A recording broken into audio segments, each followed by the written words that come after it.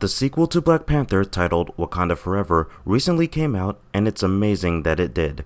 In 2020, Chadwick Boseman sadly passed away, which was very unexpected to a lot of people. Because of this, director Ryan Coogler was met with the challenging task of continuing the story without him. This project could have easily been shelved or cancelled altogether, but they decided to continue with it. It doesn't feel like it was made for money, it feels like something that they genuinely cared about making, as a way of honoring his legacy. The first Black Panther is my personal favorite movie in the MCU. Doesn't mean I think it deserved the Best Picture nomination though, but I really loved its story and characters, so naturally I was excited for the sequel, and the trailers furthered my excitement despite Phase 4 being hit or miss. I didn't enjoy Wakanda Forever as much as I enjoyed the first movie, but I still think it's a worthy follow-up, and I had the privilege to watch it on opening weekend while on a Disney cruise.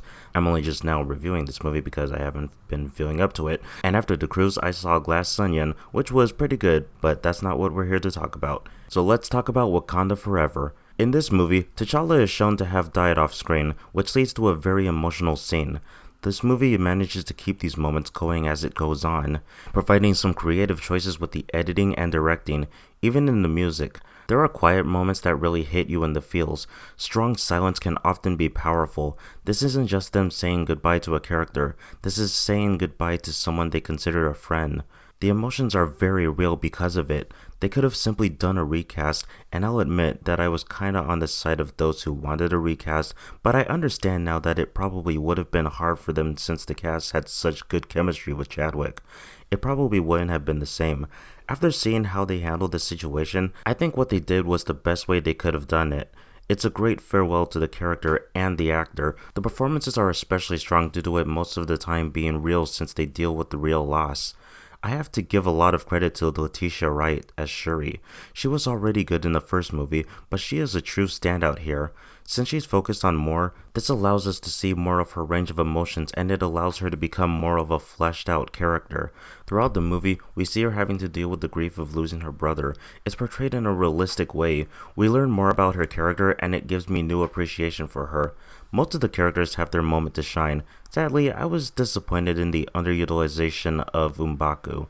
He didn't do much, and I feel like they wasted his character here. He has some cool moments, but I was hoping he would have a bigger role.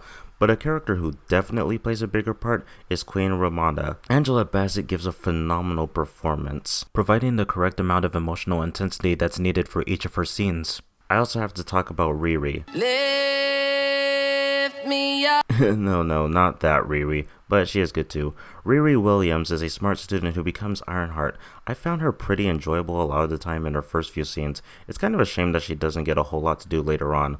Also, the suit looks terrible. I'm sorry, I don't know what that is. The actors give everything they have, and the fight scenes hold a lot more emotional weight because of it. I like that the movie takes itself seriously most of the time.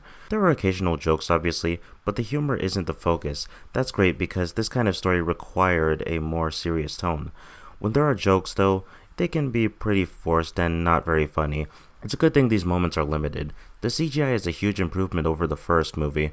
Even as someone who loves the first movie, I'll admit the CGI wasn't that great. The sequel does have moments where the CGI is obvious, but it looks more polished this time for the most part. They were probably given more time with this one. It looks especially beautiful when we get a look at the underwater kingdom of Talokan. The world building here is done so well. Just like the first movie, there are a lot of breathtaking shots. Of course, there are some things that didn't work for me. As usual, they have to connect it to the other MCU projects. Nothing wrong with that, but the way they do it here didn't help this movie's story much and took away the focus from it.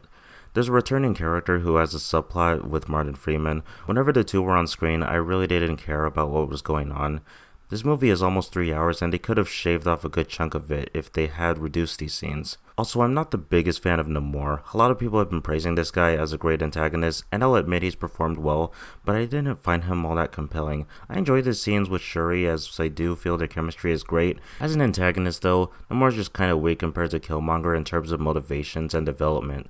Regardless, I'm glad they managed to come out with something so inspired and so heartfelt that acts as a great send-off to a man's legacy.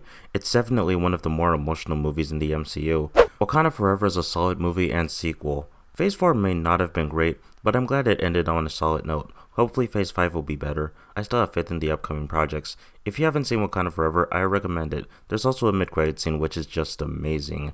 There's nothing at the very end of the credits though, which makes me wonder why they put the one scene in the middle instead of the end. But yeah, this was a fun and compelling ride and really does a great job at being something more than just another action flick.